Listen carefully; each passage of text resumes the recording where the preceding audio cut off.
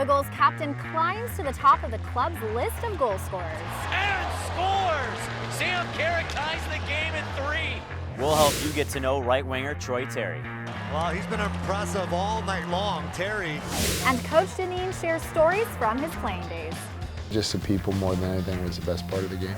Catch all that and plenty more as Gulls All Access begins now.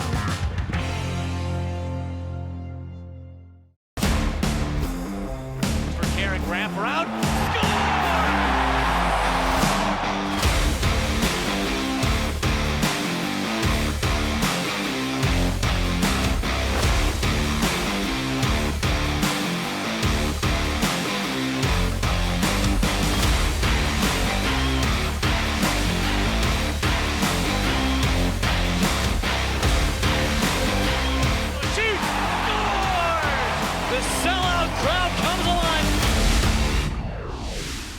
Hello hockey fans, I'm Emily Harlan. Thanks for checking out another episode of Gulls All Access.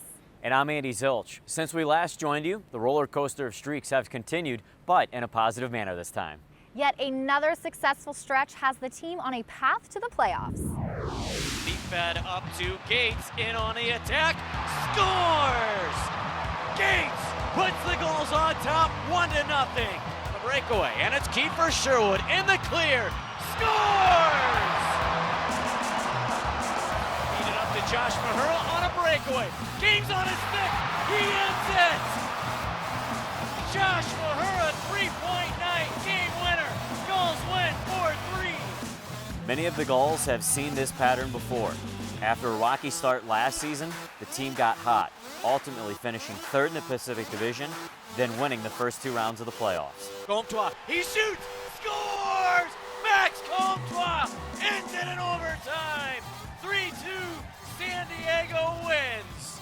After opening this season with 6 consecutive losses, the Gulls bounced back, winning 8 of 12 games in November. A winning streak in January raised the club's record to 17-15, which puts them back in the playoff hunt. This one is in the books. Gulls win 4-1 against the Pacific Division leading Tucson Roadrunners, and they're over 500 for the first time this season. Captain Sam Carrick has been a steady influence on offense. In fact, in a win over Bakersfield that stretched the Gulls' winning streak to 5 games, he became the AHL Gulls' all-time leading scorer.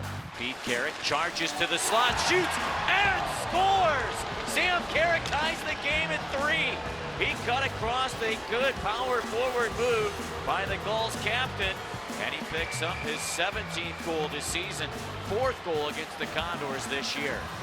So where do the Gulls go from here? Well, it seems things are headed in the right direction.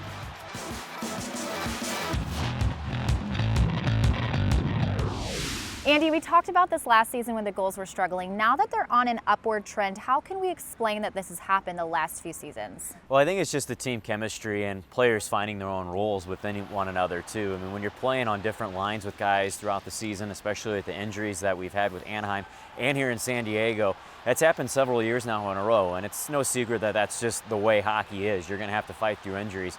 And I think once these guys grasp what they're supposed to be doing on the ice, I think they excel. We saw it last year, we've seen it in years past, and the sky's the limit now for this team.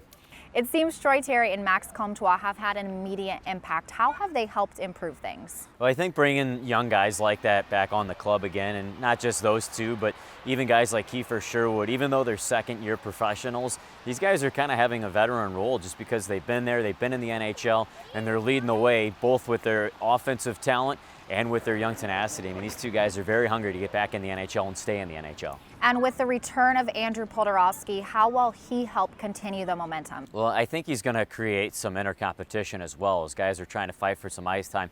Of course, we all know that he's a really good player. We haven't seen a whole lot of it here in the AHL in San Diego because we're not really familiar with him because he got injured so quick in the season. But he's a very dynamic player. He was the Calder Cup MVP for a reason, good playmaker, and he can put the puck in the net. So it's really exciting to see what he can bring to the table now. As you mentioned, Sam Carrick has been so consistent lately. How has he helped the younger guys? I think it's been an on and off the ice kind of combination for Sam Carrick. Everybody sees what happens in the arena. He's always the guy who's motoring the team forward, and also in the locker room too. he can make a good presence by just saying a few words, and it certainly lays on a big impact on some of these young guys on how they should conduct themselves on and off the ice. All-star Anthony Stolarz has been great in net. So has Kevin Boyle. What can you say about that goaltender tandem? Well, I think they work well together. I mean, yes, of course, they're competing to try to be the #1 goaltender, but it's almost as if there is no #1 goaltender for the San Diego Gulls this season, just because the way that Kevin Boyle's come through.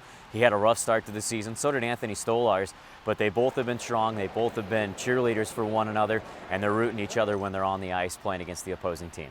Thanks, Andy. Well, Troy Terry has spent parts of the last 3 seasons with the Anaheim Ducks. He played in 33 NHL games before joining the Gulls. We had the chance to sit down with him during his most recent stay in San Diego. In and a shot, Terry scores! Troy Terry with the bullet gets the Gulls back in the lead, 2-1. His first this season with the Gulls. The AHL it's a good league. There's a lot of good players here, and you know, guys play hard every night, and you've got guys who have had really long careers. You've got really good young players. You've got a mix of a lot of different things, and you know, to be able to produce down here, it's gonna give you confidence no matter what. And it's much easier to say when the numbers are there, that you know, it's not what you're worried about. And right now, I'm really just trying to play good hockey, and you know, usually that's when the numbers come. So it's helped me, and I'm just trying to round out my game and make sure I keep developing and just get better every night.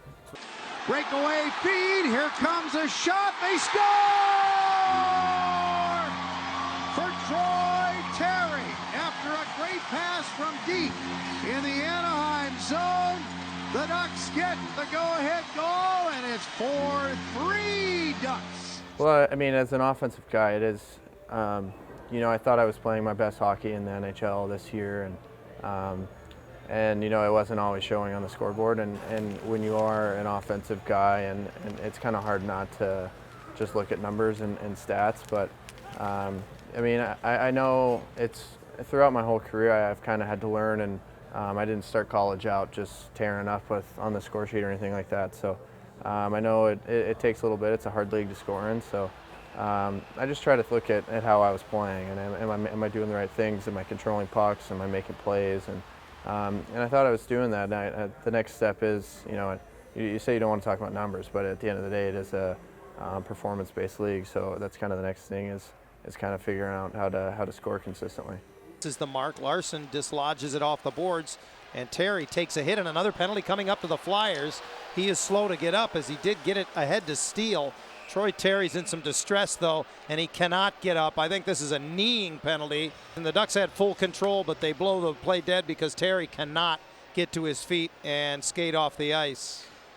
I obviously wanted to play the whole year in the NHL, and to just be kind of a contributor every night. And you know, I've learned that you know, I was able to find some success last year at the end of the year, and at that point we were kind of out of it. And I learned that it is a different animal trying to be when you're counted on every night in that league, and it was good for me to deal with that and go through that. So that's kind of what I was trying to have success with. But obviously with the injury and all that, and I'm just trying to get as much, like you said, it's a development year, so just try to get as much as I can out of it. Zone, and it's Terry, shoots and scores! A wrist shot, he beats Montoya glove high. You know, last year was different. When I got sent down, I was kind of losing who I was, and I was overwhelmed almost. I wasn't playing myself. I wasn't being creative. I wasn't trying to make plays, and you know, he kind of told me right away that you need to get that back, because that's what makes you a good player. And he worked with me, and it was, you know, I was fortunate to be able to have that really good first weekend when I was down here, and I think from there on I just had confidence that I could score in this league, and just kind of ran with it. And you know, that was really big for my development, and kind of the biggest thing that happened for me last year. Oh, it will be Terry. Can he do it again for the win? In on goal. He scores! Troy Terry again. Team USA will play for gold tomorrow night. I mean, anytime you can wear the USA jersey, it's cool, and you know, look down and see the red, white, and blue, and especially when you're doing it at the Olympic level. I know it was a little different circumstances, but it was an incredible experience, and yeah, at the end of the day, you're playing for your country at the highest level of international competition, and all all sports, and so that was really special for me, and I think just a good experience that I was able to take a lot from. Now we see Troy Terry. He scores! He's 4 for 4. Troy Terry, the first goal in the shootout. He's done it again. You know, playing in those type of games and those type of big pressure situations, and it is different. It's a different animal, and you know, I've been fortunate to be in some of those and have success in them. So, you know, I just try to have as much confidence as I can. You know, in those situations, I try to build on it and say, you know what, I've succeeded in these high pressure situations, and you know, I want to be the guy, and I want that pressure. So I think that's kind of the biggest thing. When guys kind of shy away from it or they're intimidated by it, I think that's when you start to lose who you are as a player or play nervous. And so yeah, I think anytime you can play in those games and just learn from it and learn what works and what doesn't, I think it's important. Center ice, Troy Terry with speed. Terry with a shot, he scores! Troy Terry, and it's 3-2 Anaheim. Well, he's been impressive all night long. Terry, and an opportunity on that top line with Getzlaf, and what a shot. So I did have confidence coming down here, and you know, to be able to come down here, and you know, even if it was for whatever the case was for me being here, and but to be able to keep it going, but also, you know, have some go in the net and get on the score sheet a lot, and that type of stuff, no matter what, it's going to make you feel better as a player. And so yeah, I've really enjoyed my time here, and you know, whenever it is that, you know, I get to be back with Anaheim or however it unfolds, and this is a lot of, I'm going to bring a lot of things that I've went through down here with me, and you know, hockey is such a confidence game, and I think being down here has really helped me with that area. Coming up next, we've had microphones on various players throughout the season. We take you onto the ice for the best mic'd up clips of the first half of the season. Woohoo! Boom, baby! What a play! Woohoo! And later, Coach Kevin Dineen reflects on a stellar playing career as well as his history in coaching. Oh, here you go. Job, way to get it out. Gulls All Access will be right back.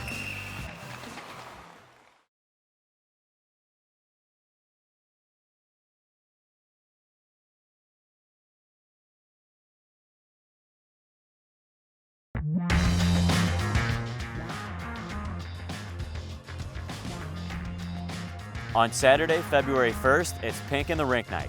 Proceeds from a silent auction of the Gulls' game-worn pink accented jerseys will benefit Susan G. Komen San Diego. All fans are encouraged to wear pink as the Gulls and San Diego come together in support of women's health.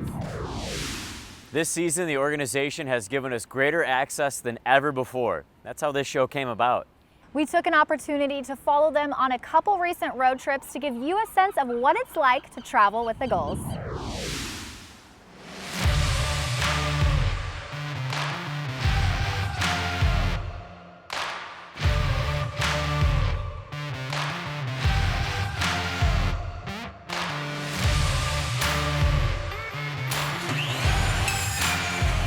Center Brent Gage Jr. returned to his hometown of Grand Rapids, Michigan on the Gulls' recent trip. Pretty surreal, you know, coming to the rink this morning. It's way different coming here and putting the gear on and coming out on the ice. You know, never been able to do that before. Brings back a ton of memories, you know, but at the same time it feels like a new experience for me. You know, a new chapter, playing pro hockey, and you know, it's a beautiful place to be.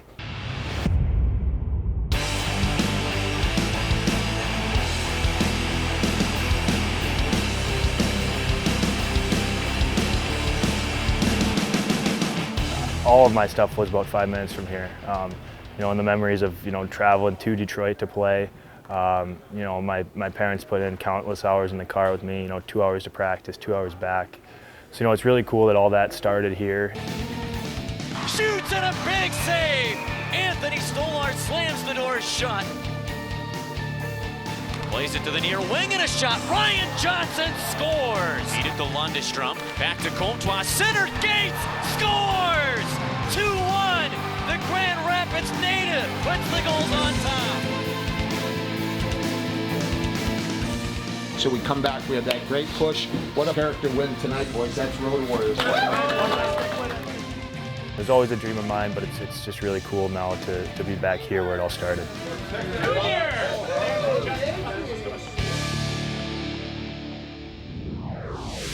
We'll continue to capture more of the adventures of the Gulls on the road as we move through the season.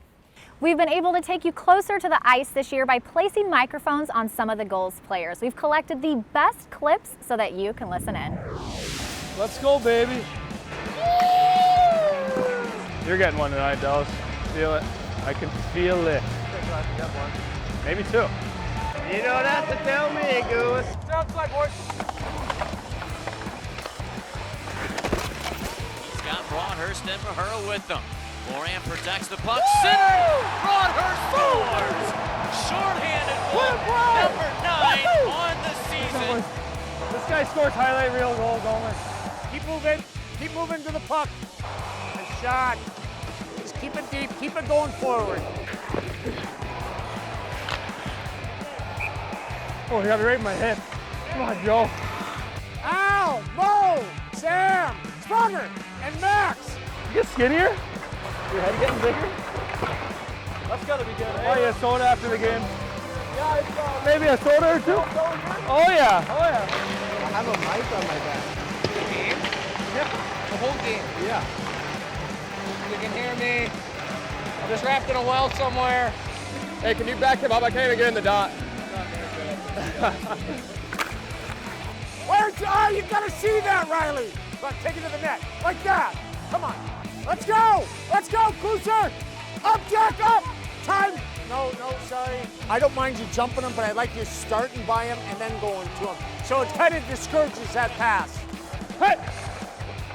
All over him, turned over. In on a breakaway. Eric scores! Let's go, Sammy! Woo! What's up, boys? Yeah. Two Blues down low. Carrot! Score! Get those hats out! Yeah, baby! It's your turn! Sammy. Hey, let's go! What's up, boys? What we got? I don't know. Two, maybe? Go. Be good on both sides. Hey, what are you doing? Come in, it's up. Let's attack that puck. That's it, right through him. Man, you got me in my hips so bad. When you cross-checked me in the first, man. Oh, you got me right in my flexor. Good friends? No, we're not. No, he just beats me up all the time. What do you want to do in the breakout? Drop? Want to go drop or no? Drop. I didn't even know I hit him. Did I get him in the face? Yeah, right. Yeah, you got him right. I did get him. No, I know, yeah. I'm not going to argue it.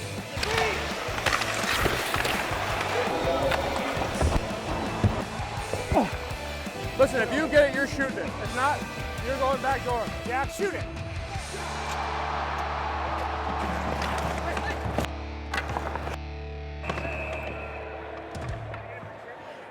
Bad bounce. Coming up, Coach Kevin Dineen shares his experiences from his 19-year NHL career. And the Gulls flash back to the 1980s. We'll show you how next.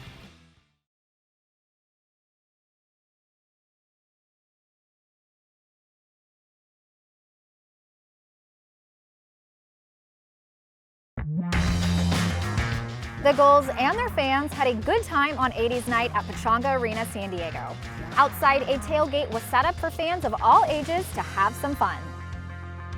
On their way into the game, fans were greeted with a fanny pack decorated with bright colors that were so popular in the 80s.